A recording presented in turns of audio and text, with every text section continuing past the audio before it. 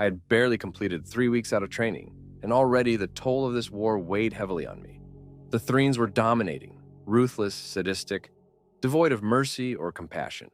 They commenced their occupations by annihilating our birthing pools, slaughtering our offspring in their larval stage, powerless. We resisted as effectively as possible, yet our vessels were inferior, smaller, slower, underarmed. We were on the brink of annihilation, but our leaders persisted with diplomatic efforts.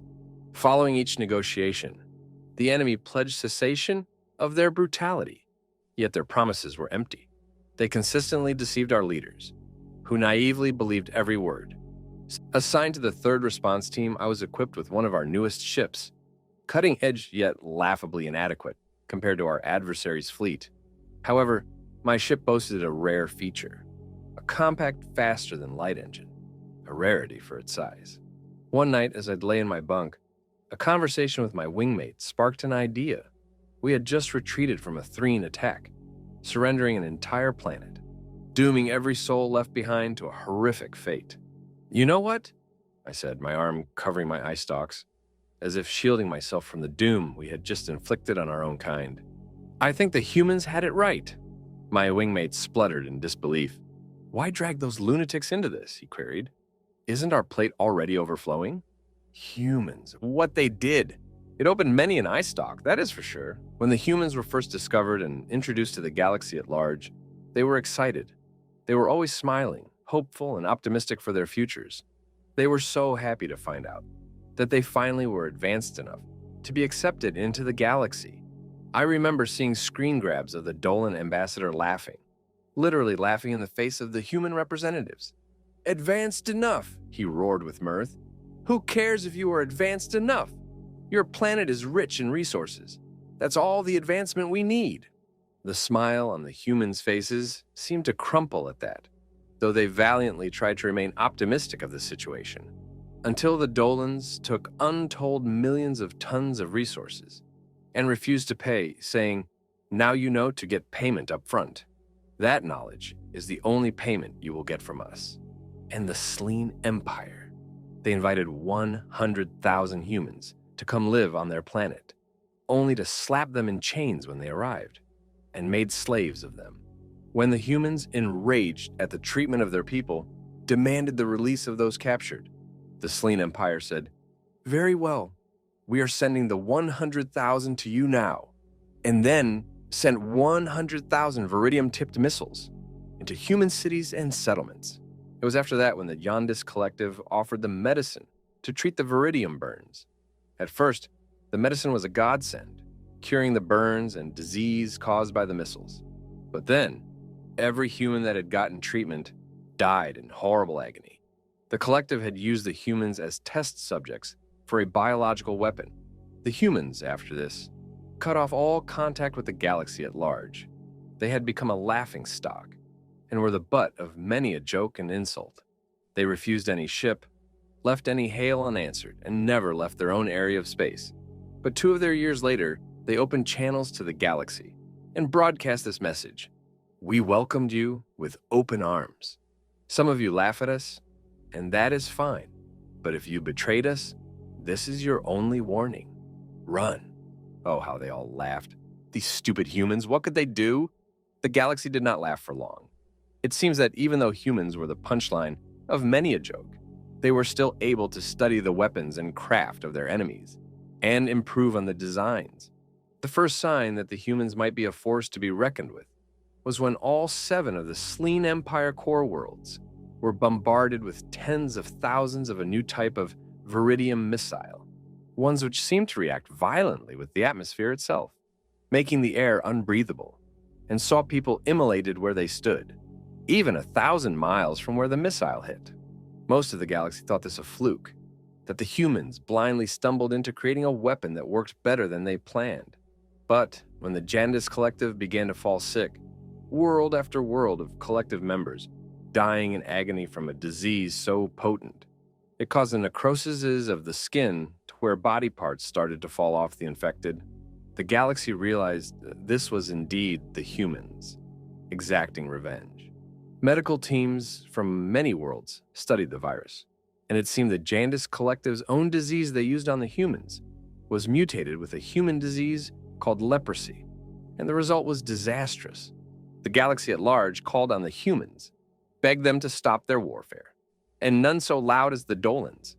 They apologized to the humans, offered to pay back what they owed double.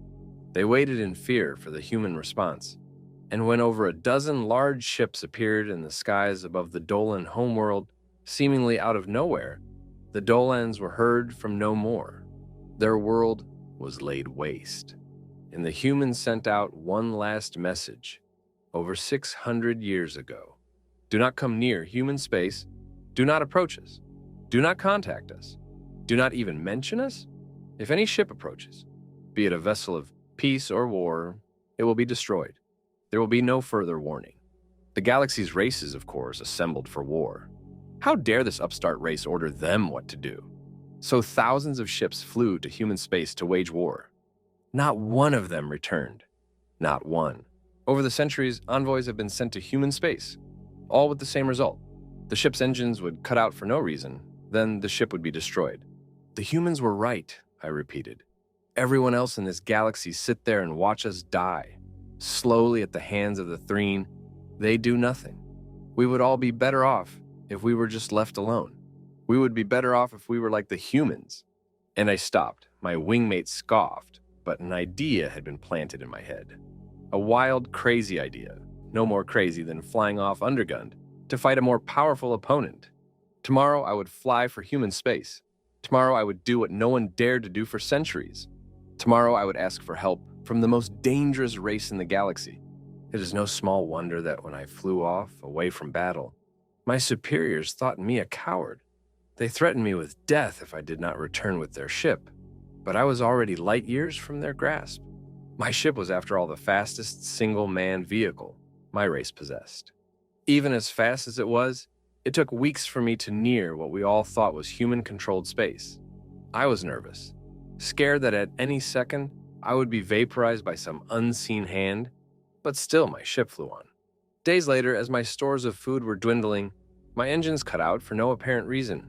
My hands flew on the controls, but all systems reported they were working properly.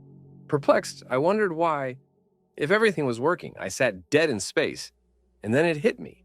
Humans. Quickly, I activated my communicator and broadcast on all frequencies. Greetings, I am Pilot Javin of the 3rd Response Unit of the Balkan race.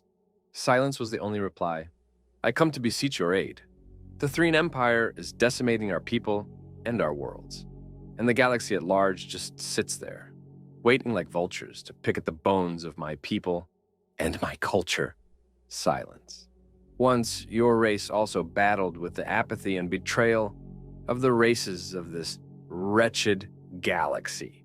You suffered once, as we do now, from the disdain and callousness of races that pledge to help, yet do nothing, from races that swear to defend, but instead betray. Javin checked his broadcaster. Everything seemed to be working. He continued. We were discovered as a world a century after you had left the galaxy. We never had the opportunity to know you, but I know of you. The old races speak your names in fear. As the only race to stand up to the evil that permeates the very core of this expanse of space, silence. I know why you turned your back on the other races. I understand as my race is betrayed just as yours was. Silence. But you can help us bring an end to the way things are. How can you sit on the sidelines doing nothing while peaceful worlds burn? Silent. How can you be so cruel? Silence. Angry, Javin yelled into his communicator. How can you be so cowardly? He sat in fear, waiting for his death, when without warning his engines came back online. Confused, he looked around, wondering what was happening. When across his communicator, a single word scrawled from right to left. Run! Slamming his fist down in anger and frustration, Javin roared into his communicator. Run! Run! My own people think I ran from a fight with the Threen. Now you tell me to run like the other races. You want to know the truth? You are the worst race of them all. I will show you run. And with it, Javin ran to the engine room, ripped his sidearm from his holster, and fired it into the FTL engine that was his only way home. His only escape. His last hope. He fired until his weapon was dry and the engine was little more than a pile of smoking slag metal. Breathing heavily, he roared back into the communicator. Cowards! You will not shoot me in the back. Look me in the eye stalks if you are going to kill me and be done with it. Silence. In a fit of rage, Javin smashed his empty sidearm into the communicator again and again. Now it truly would be silent. 2 days later, Javin's ship still floated dead in space. He sat on the floor, hugging his legs to his chest and still bristling with anger. He regretted his rash decision and wished he had died fighting the Threen. At least that death would have meaning. It was then that he felt a strange vibration. He looked up and around, trying to discern its source, when a strange voice, a human voice, but speaking perfect Balkan, seemed to fill his head, emanating from all around him. Pilot Javin of the Balkan Empire, I extend you greetings, the voice said. We have heard your request for aid in your conflict, and having spent the last days researching your plight, we, the Terran Empire, gladly offer you our unconditional assistance. Javin sat stunned, mouth agape. Please stand by for your vessel to be taken aboard the UES Kavik for repairs. Thank you, Javin said timidly, unsure if the humans would be able to hear him. Your thanks are not necessary, came the reply. In fact, we owe you an apology. We have distrusted the other races for so long, we forgot what it was like to be facing them alone. You reminded us of something we long thought was impossible. What is that? Javin asked timidly. That there can be other races out there, brave, defiant, good at heart, races that remind us of us. And with that, the words stopped, and Javin saw from his viewport 6 large angular vessels shimmer and appear from seemingly nowhere, huge and bristling with weapons. Help was here. The humans answered.